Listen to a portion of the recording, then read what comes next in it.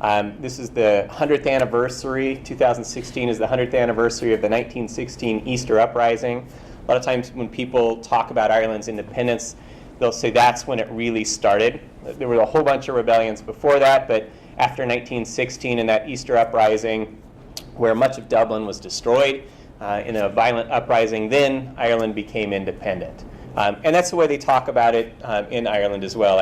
I travel with students, and we do a course on peace and conflict in Ireland and Northern Ireland. And so we were there this past May, and all of Dublin was all about the Easter Uprising and what happened in 1916.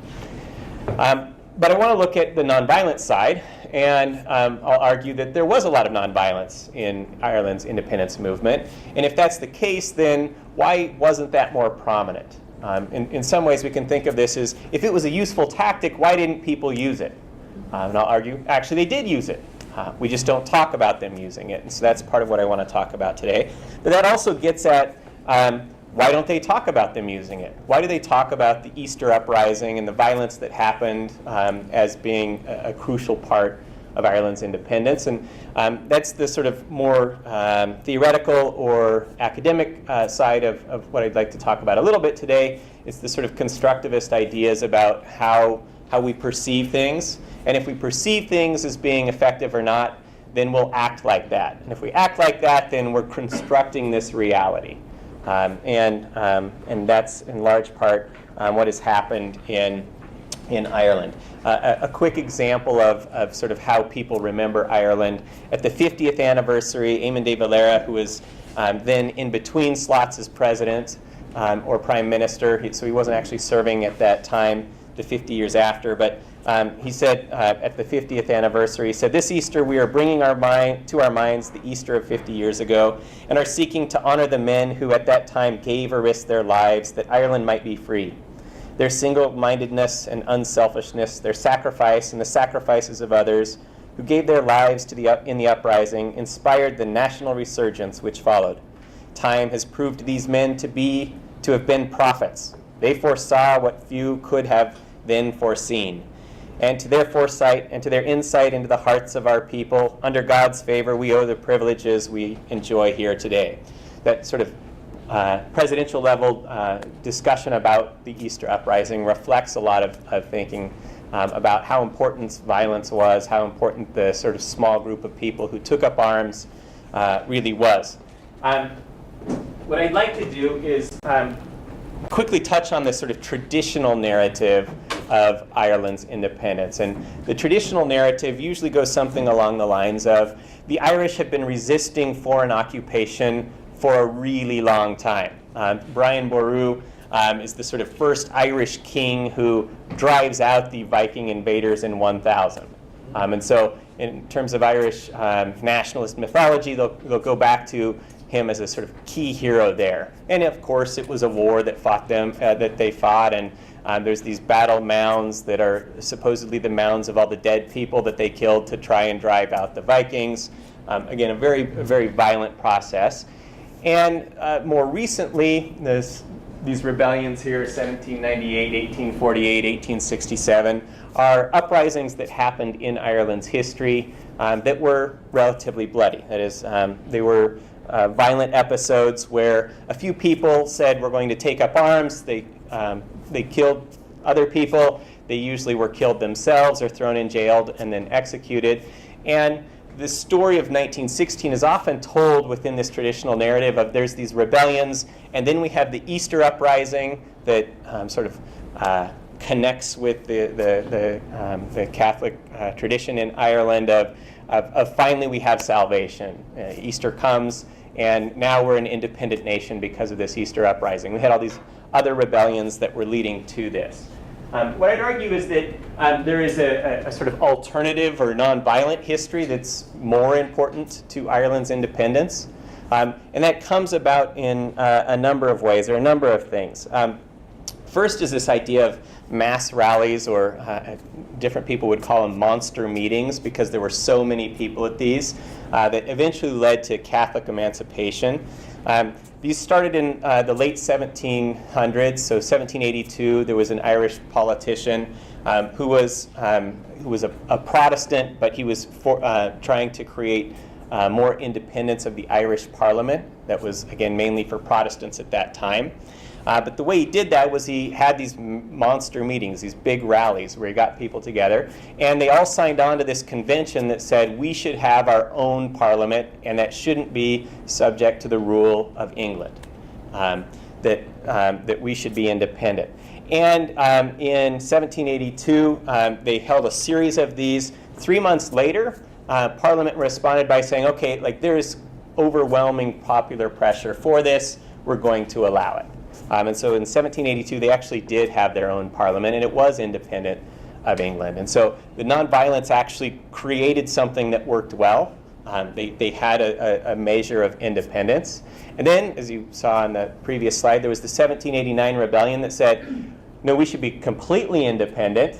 And so there was an armed uprising, and as a result, England said, all right, you're out of control. We're going to wipe out that parliament. We'll create the Act of Union, and now it's the United Kingdom of England, Ireland, Scotland, and Wales. And so they got rid of that parliament. The violence was counterproductive in that case. From that point on, there were a number of people advocating for the recreation of that Irish parliament. Daniel O'Connell was key among them. He was Catholic, and he was pushing for Catholic rights. In the 1820s, he was pushing for Catholic rights, the right to basically hold a job within the government. In the 1820s, there were 3,000 government jobs in Ireland, 7 million Catholic people, and there were only 134 jobs that were held by Catholic people in Ireland at that time. So he was trying to push for civil rights, basically, for the Catholics. In 1823, he created an organization that was extremely militant but nonviolent. It worked through the churches and with the churches. It was so effective that in 1825, Parliament outlawed it. It said, you're a danger to this. Unfortunately for them, they said the Catholic Association is outlawed. And so he said, all right, we recognize your authority to do that. We're going to create this new organization called the New Catholic Association. That's not outlawed. And so they kept promoting a peaceful change there. As a result of their success there, in 1826, they started to encourage some Catholics could vote in Ireland at this time. Most of them not, but some could. And they encouraged those that could vote to not vote for their Protestant landlords, but to vote for Protestant people who were going to push for Catholic rights. Because at that time, no Catholics could hold office. And so the push was for Protestants who would push for that.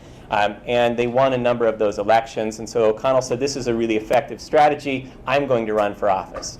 I'm Catholic. Technically, I can't hold office because I can't take the pledge that says that the Queen of England is the head of the church and those sorts of things as a Catholic. So in 1826, he ran for office. He won. And then that forced Westminster, that forced the British government to say, all right, now what do we do? The people want this person, but he can't take the oath of office. And so as a result, they had a new act of parliament. It said, okay, Catholics can be a part of that. And O'Connell said, and the Jewish people are in that same situation. And so eventually there was a similar Jewish law that was passed that Jews could also hold office. It was at the time that was called Catholic emancipation. So they were free to be able to hold office.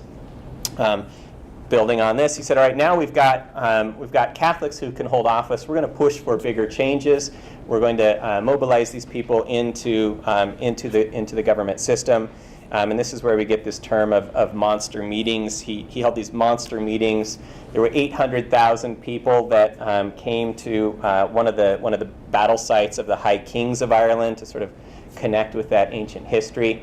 Just going to read real quickly some of what they did. On reaching Dublin Castle, that's where the sort of seat of British power was in Dublin, they sang "God Save the Queen" to show their loyalty, and then halted outside the old Parliament building on College Green, where they gave 9 cheers for the repeal of the Union. So that's to get rid of the law that says they can't have their own parliament. They gave 9 cheers for that. Outside Trinity College, they exchanged taunts with Tory students, but were asked by their stewards not to be provoked. So they started to get a little riled up. The steward said, hey, we're getting out of control, so they pulled it back. And then they went to Daniel O'Connell's house, where he addressed the marchers and told them after 500 years of unmatched persecution, England should give Ireland her rights peaceably and quietly. If not, the Irish nation would wring it out of them as it had wrung emancipation. So it would mobilize people to do this. In September of 1843, they were scheduled to have another monster meeting. The estimates were that about 1 million people were on their way, and the British government said that's too much. And so they sent 2 battleships into Dublin Harbor with 3,000 British troops, and they said, if you don't stop it, we're going to open fire. And so O'Connell said, that's crazy. I don't want this bloodshed, so he called it off. He was thrown in jail for sedition. And the movement sort of fizzled out, in part because he was in jail, but also in part because 2 years later the Great Famine happened. And so for another 20 years, there was a whole lot of focus on that, on surviving and on the exodus that happened related to that. O'Connell was somebody who sort of fits into this mold of actually advocating nonviolence for nonviolent reasons. And he's one of his more famous quotes is he said, "The altar of liberty totters when it is cemented only with blood." The idea that we can't really create a country if it's founded on these ideas of bloodshed. That transition to, or those monster rallies helped set up some of these later things that happened. If you saw the little boycott posters, there's one at the very left-hand side that says the name boycott came from the name of a landlord's officer, and basically they said, we're going to use this as a way to try and get the rents reduced. We're struggling still with some of the effects of the Great Famine. You're charging us these excessive rates. When we can't pay them, you kick us off our homes, you kick us off our land and try and bring in new people. We're going to organize people at that community to not go in and farm that land, to not go pay those rents, to not live in those homes. And we're going to target those land agents, and boycott was one of them. And they wouldn't deliver his mail, and they wouldn't serve him when he showed up at the local pub, and they wouldn't serve him anywhere. And so it quickly became a verb that was an international idea. Even though the technique existed before, that's where we get the term. And again, that reflected a key part of Ireland's history as well. It was an effective tactic of nonviolence that pushed for change there. The last one in terms of the nonviolent history is this idea of home rule, of pushing for an independent Irish parliament. Throughout most of its early history, that was within the context of a United Kingdom or within the context of some sort of government where there is still the Queen over Ireland, with the assumption that eventually they could move away from that as well. Even the early Sinn Féin, so Arthur Griffith was the founder of Sinn Féin, who later became synonymous with the Irish Republican Army and a lot of stuff that happened in Northern Ireland. The early ideals were that there would be an independent parliament, and the only difference was that they would adopt this technique of abstentionism.